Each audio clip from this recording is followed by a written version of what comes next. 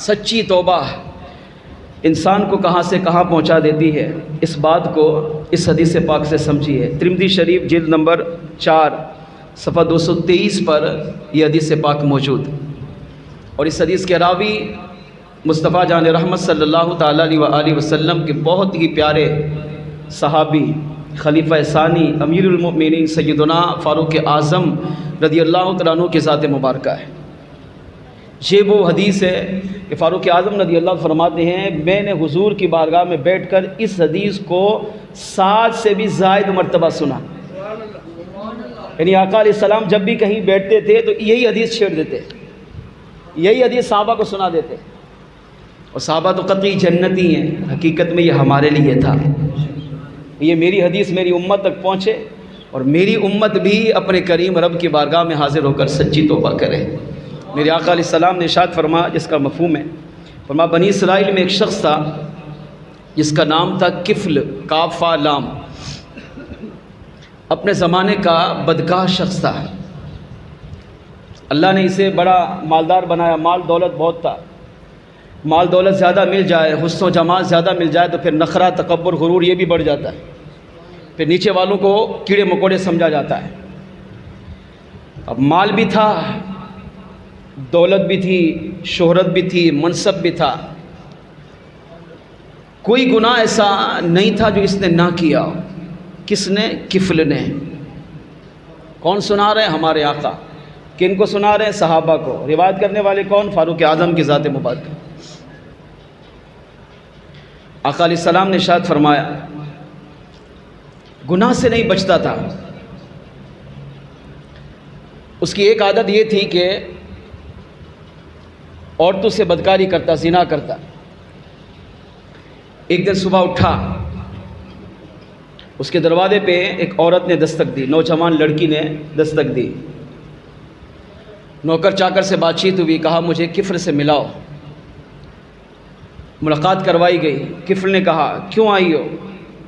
کہا میں مجبور ہوں، کئی دن سے بھوکی ہوں، میرے گھر میں فاقہ ہے، کھانے پینے کو کچھ نہیں ہے، تمہارے پاس اس لیے آئی ہوں کہ تم ہماری مدد کرو۔ میں نے سنا ہے کہ تم غریبوں کی مدد کرتے ہو، اللہ نے تمہیں بڑا مال دیا ہے، دولت دی ہے۔ تھا مسلمان، لیکن زندگی دیکھیں پاسا کیسے پلٹتی ہے، انسان کی زندگی کو کیسے تبدیل کرتی ہے، انسان گناہ بدکار سے نیکوکار کیسے بنتا ہے، اس بات کو اس واقعے سے سمجھتے ہیں۔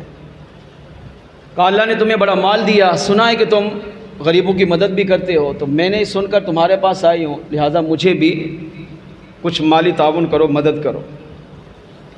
کفر نے اس سے کہا میں تمہیں 60 دینار دوں گا، 1 دینار سونے کا سکہ، 60 دینار دوں گا، شرط یہ ہے کہ میرے ساتھ بدکاری کرو، کیونکہ وہ حسین و جمیل بھی تھی، نوجوان بھی تھی، اور زنا کی اس کی عادت بھی تھی۔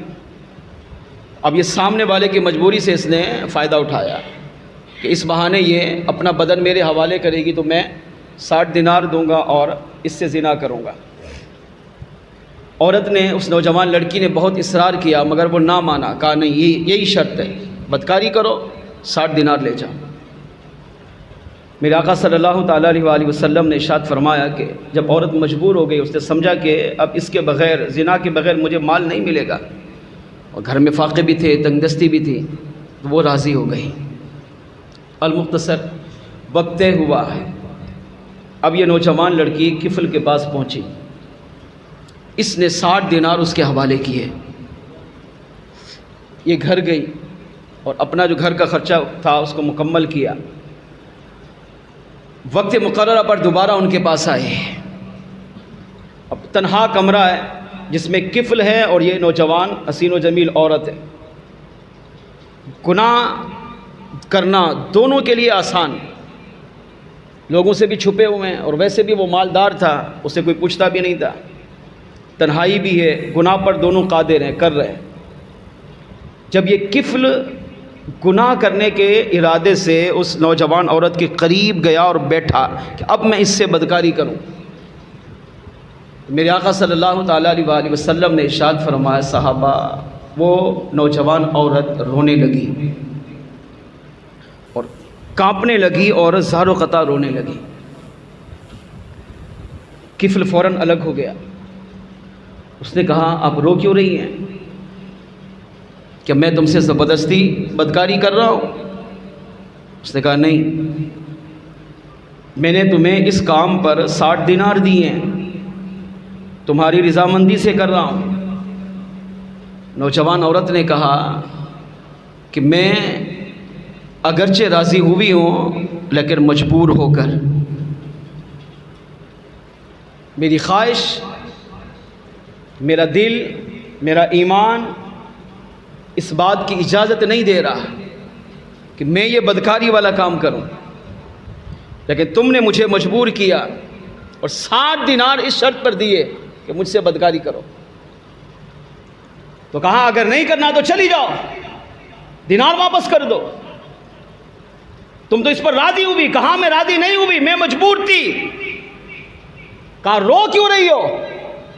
تو اس نوجوان عورت نے کہا کفل سن، میں رو اس لیے رہی ہوں کہ جس کریم رب نے ساری زندگی مجھے گناہوں سے محفوظ رکھا، میں نے کبھی بدکاری کے بارے میں سوچا تک نہیں، بدکاری کی طرف جانا تو بڑا دور کی بات ہے، کبھی سوچا بھی نہیں میں بھی بدکاری کروں گی، مگر آج تم نے مجھے زنا پر مجبور کیا ہے۔ اب وہ کریم رب جس نے ساری زندگی مجھے زنا سے بچایا، اللہ مجھے جب اس حال میں دیکھ رہا تھا تو اب میرا کریم رب مجھے اس بدکاری کی حالت میں بھی دیکھ رہا ہے۔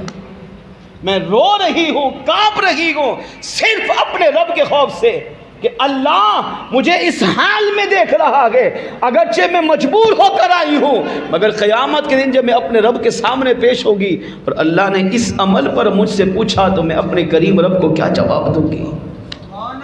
میرے آقا صلی اللہ علیہ وسلم نے فرمایا صحابہ جب کفل نے یہ جملہ سنا، تھا مسلمان، اگرچہ گناہگار تھا، اگرچہ گناہوں سے نہیں بچتا تھا، مگر اللہ پر ایمان رکھتا تھا۔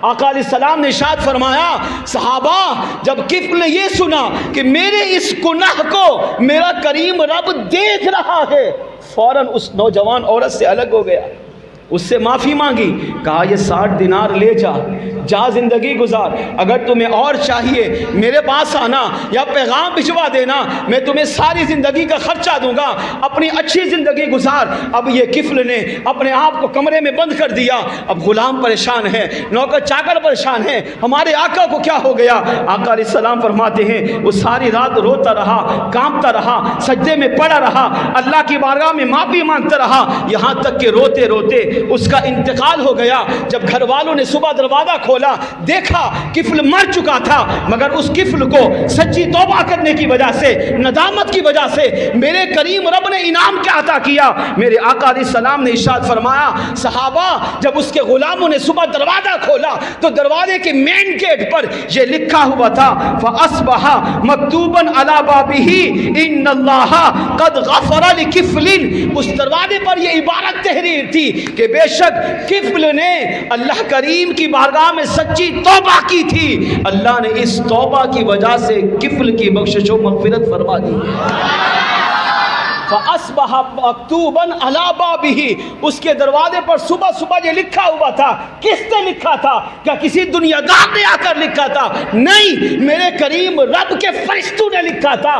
کیا اگرچہ یہ ساری زندگی گناہ کرتا رہا، جرم کرتا رہا، مگر اللہ کو اس کا یہ عمل اتنا پسند آیا، اس کی یہ توبہ اتنی پسند آئی، اس کی یہ گریہ ساری، یہ عجز و نیاز کی باتیں، یہ اللہ کی بارگاہ میں گڑ گڑا کر توبہ اللہ کو اتنا پسند آئی، فرمایا قد غفر اللہ لکفل، اللہ کریم نے اس عمل کی وجہ سے کفل کی بخشش و مغفرت فرما کر اسے بھی قبر میں جنت کا باغ بنا دیا۔ سوچیں ساری زندگی گناہ کیا، ساری زندگی